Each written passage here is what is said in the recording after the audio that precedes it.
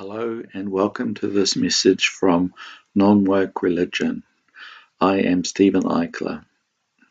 Non-Woke Religion posts are intended to present practical religious viewpoints that have not been tainted by woke, far-left or progressive politics.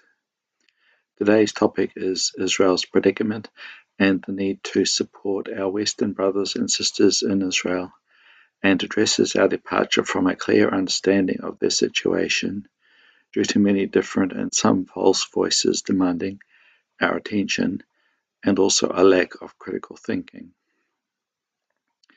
Israel enemies engage in dirty tricks. However, Israelis are a peaceful people believing in democracy and the rule of law. They believe in going the extra mile to do the right thing when forced into conflict. This has happened and they have been forced to fight for their lives whilst maintaining their Western values of fairness, justice, and respect for human life, which includes the lives of their enemies.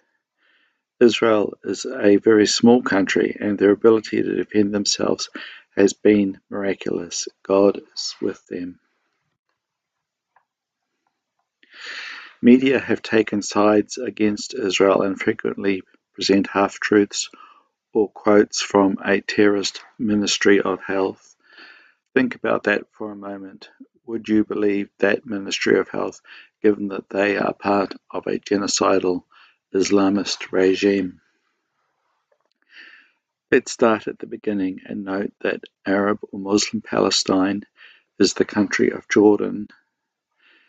The Israeli part of Palestine, which is a multi-ethnic nation, contains some people who would never accept Israel as a nation, and so these people had to be separated from Israel in order to avoid a lot of violence. Jordan did not want these people after they killed the king of Jordan and hijacked many airplanes. Israel gave these people part of Israeli Palestine on the understanding that they would govern themselves and be peaceful neighbors. Neither of the territories has complied with this requirement. They attack Israel repeatedly. Some give families of martyrs that killed Israelis pensions based on blood money. None of them recognize Israel's right to live alongside them peacefully as a state. Now that the territories have broken the agreement of being peaceful neighbors, Israel has the right to change the deal on how this land is governed. They have the right to even take it back, but it seems likely that they will recognize the fact that these people will always vote for violent Islamists and thus deny them the full capacity of government, and particularly of security. I think that a protectorate would be a good option where the US or Saudi Arabia and Jordan provide ultimate leadership for these territories. Some Israelis could live in these areas, and this would help to detect any military activity or other security threats. I will now give some details to back up my statements at the beginning of this message. The terrorists block aid and even shoot their own people when the people approach the aid distribution sites provided by Israel. It is not the IDF that shoots these people when they are seeking food. The terrorists, of course, would never provide aid convoys for their enemies as Israel does in very large quantities. The UN also blocks aid given directly to the Territorians, as they prefer that the terrorists are not bypassed in aid distribution. The terrorists, of course, have long been intercepting aid and selling the aid so they can buy more weapons. If they can create food shortages in the presence of all the aid that is provided, then they know that most predominantly far-left media will blame Israel, however unjustly.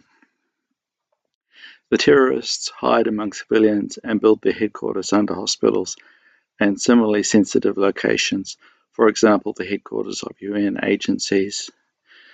This means that after giving warnings, the Israelis are forced to bomb under the hospitals.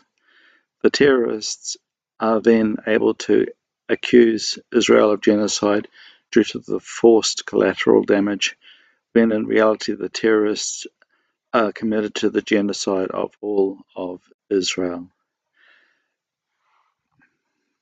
Israel warns civilians to leave certain areas and to distance themselves from the terrorists, who are the enemy.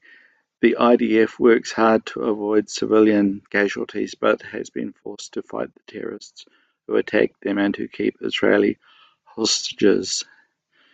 The terrorists could end the conflict by releasing the hostages. The terrorists also cannot live in the territories in the future. They are an Islamist death cult and are not our people. The input of non-woke church and synagogue members on these matters is needed and would be appreciated. We need to warn our people that the growing anti-Israel sentiment is not based on fair or critical thinking. They need to be encouraged to see Israel as belonging to our people. That is all for today. See you again soon. Thank you, and may God bless you.